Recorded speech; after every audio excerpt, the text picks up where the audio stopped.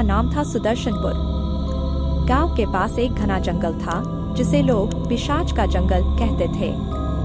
लोगों का कहना था कि वहां एक पिशाच रहता है जो इंसानी मांस खाता है। गांव वालों ने रात में उस जंगल में जाने की मनाही कर रखी थी। एक दिन गांव में एक साहसी युवक विवेक आया। उसने पिशाच की कहानियां सुनी और उसकी जिज्ञासा बढ़ गई। उसने तय किया कि वह खुद इस पिशाच की सच्चाई का पता लगाएगा।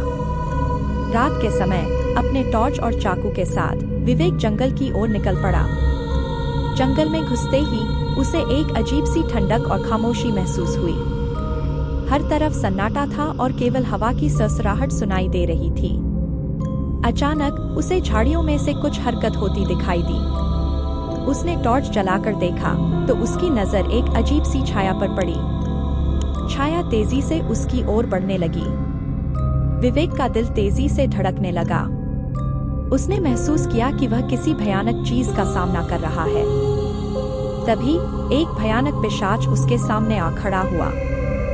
उसकी आंखें लाल थीं और दांत खून से सने हुए थे। पिशाच ने धीरे धीरे अपनी गर्दन घुमाई और भयानक आवाज में कहा, तुम्हारी हिम्मत कैसे हुई यहाँ आने की? विवेक ने डरते हुए जवाब दिया, मैं सिर्फ सच्चाई जानना चाहता हूँ। पिशाच ने जोर से हंसते हुए कहा, सच्चाई? सच्चाई यह है कि तुम अब कभी वापस नहीं जा पाओगे। पिशाच ने अपनी तेज दांतों से हमला करने की कोशिश की, लेकिन विवेक ने अपनी चाकू निकाल ली और पिशाच पर वार कर दिया। पिशाच घायल होकर चीखने लगा और विवेक ने मौके का फायदा उठाकर भागना शुरू कर दिया। भागते भागते विवेक जंगल के बाहर आ गया। उसने गांव लौटकर अपनी आप बीती सुनाई। गांव वालों ने उसकी बात सुनी और उन्होंने मिलकर पिशाच को खत्म करने की योजना बनाई। उस रात के बाद विवेक ने कभी भी उस जंगल की ओर कदम नहीं बढ़ाया।